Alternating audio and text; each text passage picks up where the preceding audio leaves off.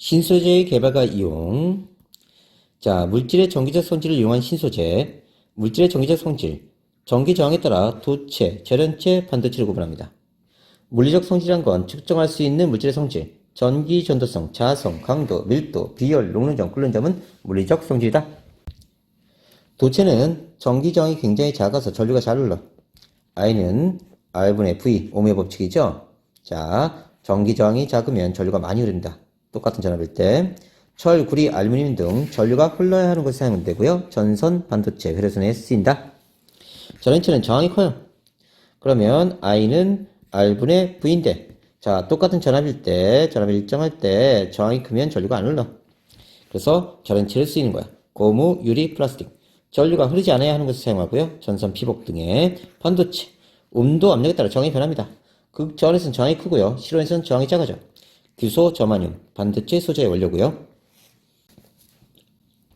전기적 성질을 이용한 신소재, 액정, 가늘고 긴 분자로 이루어져 있고요. 액체와 고체의 성질을 함께 나타냅니다. 그래서 이렇게 입자들이 이렇게 배열되어 있어요. 자, 어떻게 된 거냐면 빛은 파동이야. 빛은. 그래서 이렇게 진동할 수도 있고, 이렇게 진동할 수도 있고, 이렇게 진동할 수도 있고, 여러 방향으로 진동합니다. 이때 평광판이라는 놈이 있어요. 평광판은 어떤 거냐면 이렇게 평광되어 있어서 이렇게 진동하는 건 통과됩니다. 통과되고요.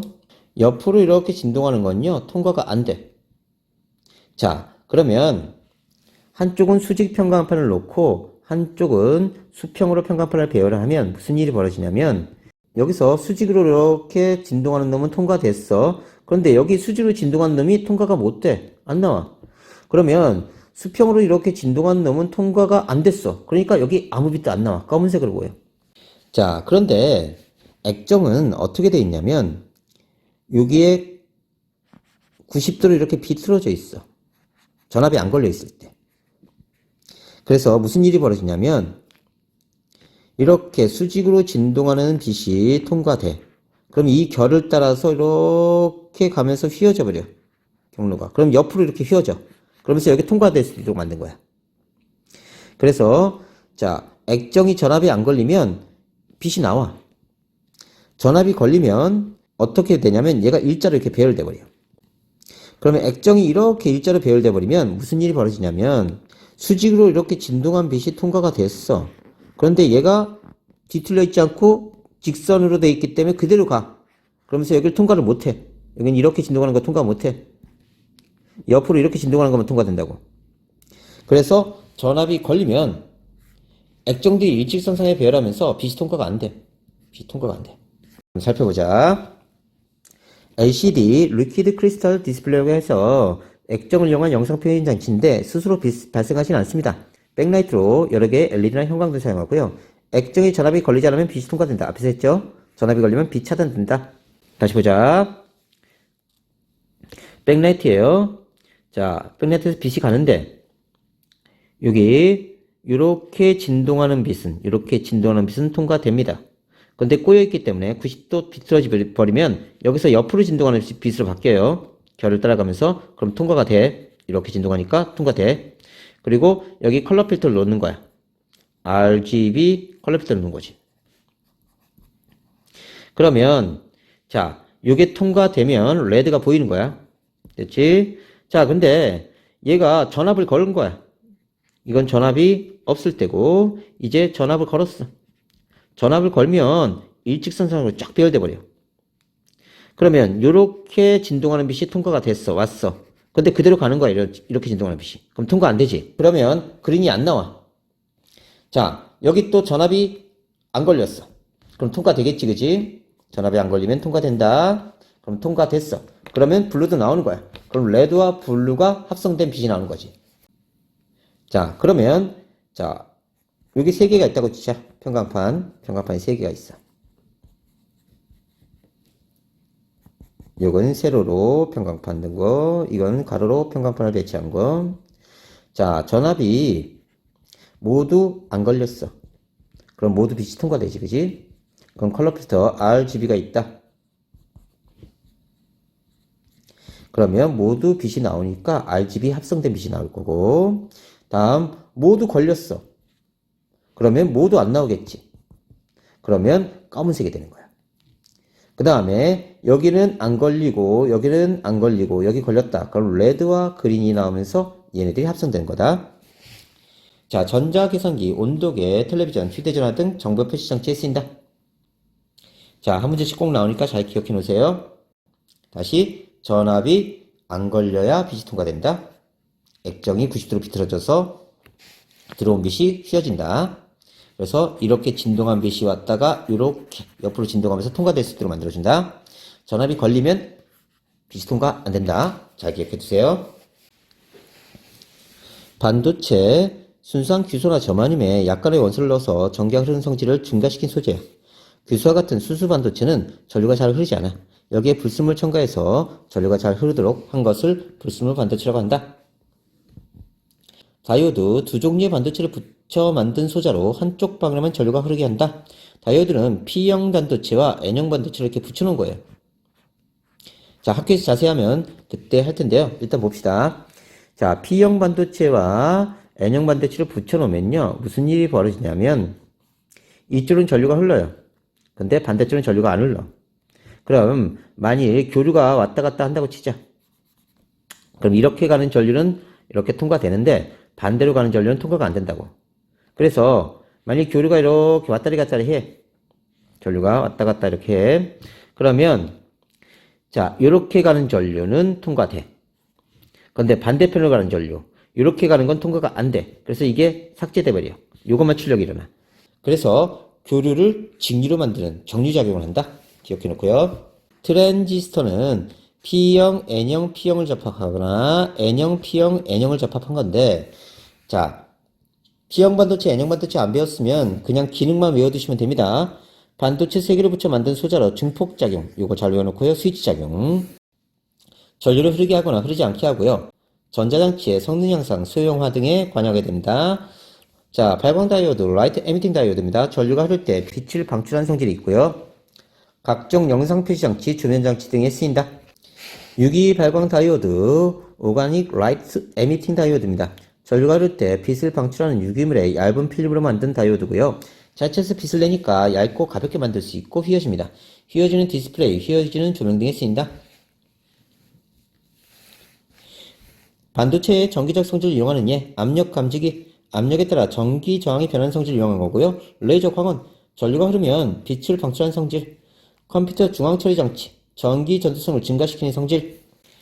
태양전지, 비대에너지를 전기에너지로 바꾸는 성질. 물질의 자기적 성질을 이용한 신소재.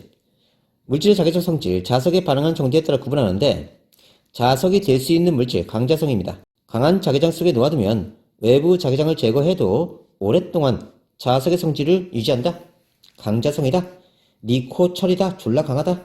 얘를 다 외워두셔야 돼요. 자, 평상시에는 지멋대로 이렇게 배열되어 있습니다. 자기구역들이. 자, 그러면 외부 자기장이 주어지면 일정한 방으로 배열돼요. 이렇게 배열되고요.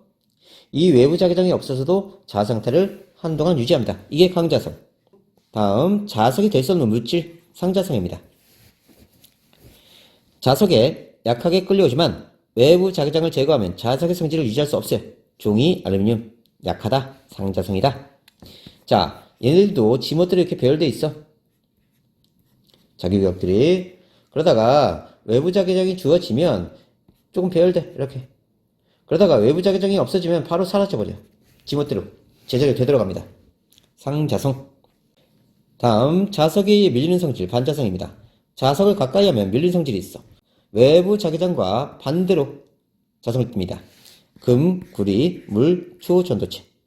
자, 초전도체는요, 어떻게 되냐면, 자, 여기다가 자석을 놓고요. N극, S극인 자석을 놓고 초전도체를 띄워놔. 그러면 얘가 자율성이 이렇게 밀고 나와. 그럼 이 초전도체는 내부 자기장을 0을 만들려고 해. 자기력선을 만들어서 이렇게 밀어내면서 자기장 0을 만듭니다. 그러면 떠버려요. 자기 부속열체에 쓰입니다. 자기적 성질을 이용한 신소재, 초전도체. 초전도 현상을 나타내는 물질인데, 이 초전도체는 온도가 내려가면 저항이 점점 줄어. 여기선 저항이 크다가 점점 줄어. 그러다가 어떤 온도, 다른 말로 임기의 온도에 이르면 저항이 제로가 돼버려. 그러면 I는 R분의 V인데 저항이 0이 된다고. 그러면 전류를 아주 얇은 도선에도 열이 발생이 적기 때문에 전류를 엄청나게 세게 흘려보내도 열이 발생 안 하니까 안 타. 그래서 강한 전류를 흘려보낼 수 있어. 초전도 현상, 특정 온도 이하에서 전기 저항이 0이 되는 현상. 자, 4켈빈의 수는 저항이 0이에요. 낮과 주속도 나타납니다. 절대온도 켈빈은요, 섭씨 온도와 눈금 간격이 같아.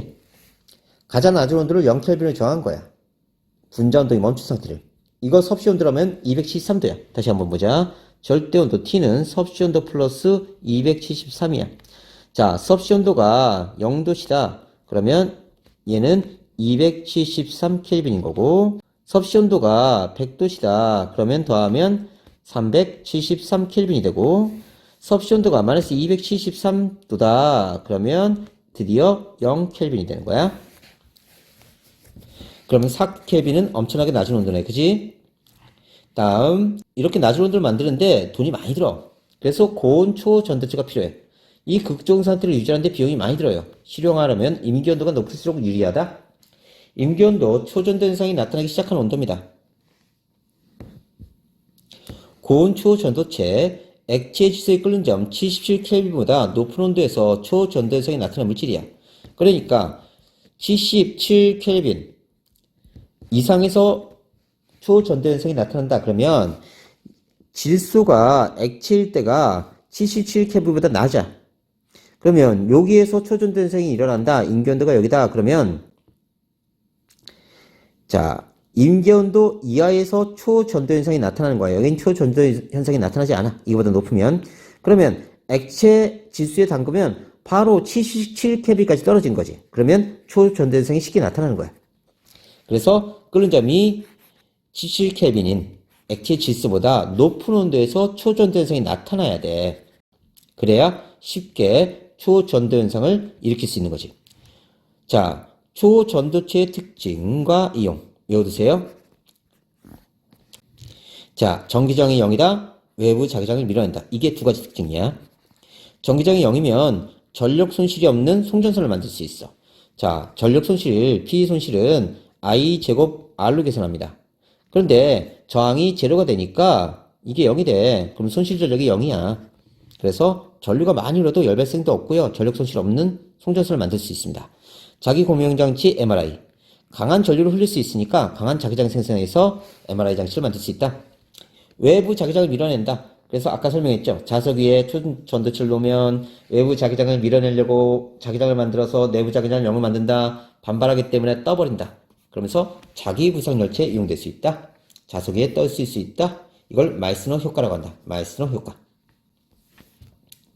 초전도체 이용, 인공 핵융합 장치, 에너지 저장 장치, 입자 가속기, 초전도 슈퍼컴퓨터에 쓰인다.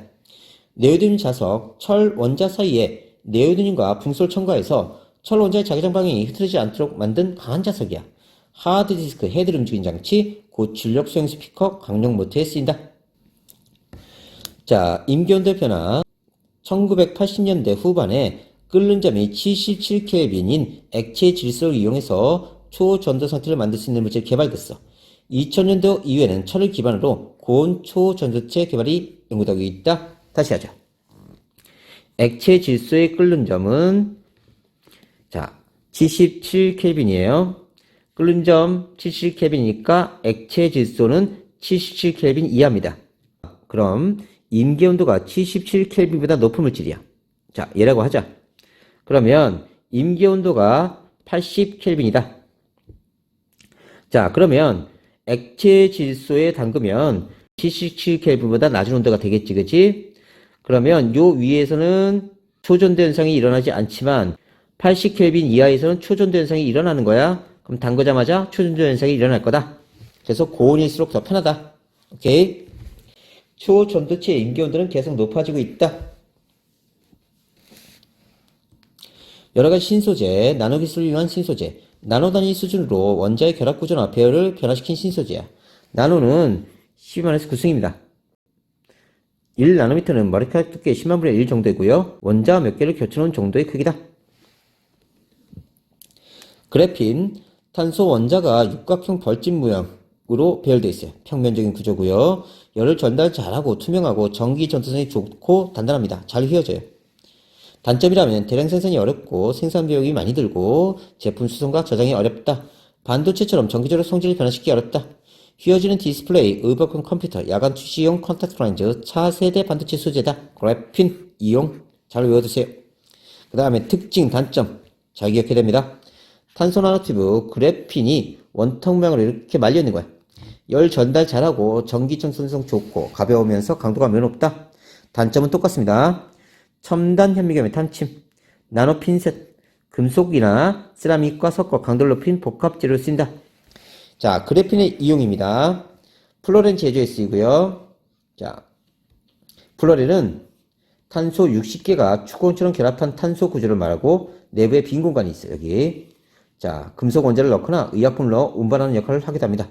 자, 그래핀을 또 이용하는데요. 태양전지, 전자종이, 비행기 소재, 배터리 소재, 생체 조직, 인터넷 통신망, 해수를 담수로 바꾸는 필터에 사용된다. 자연을 모방한 신소재, 생체 모방, 생체의 행동이나 구조, 특성을 모방한 방법이고요. 자연을 모방한 신소재.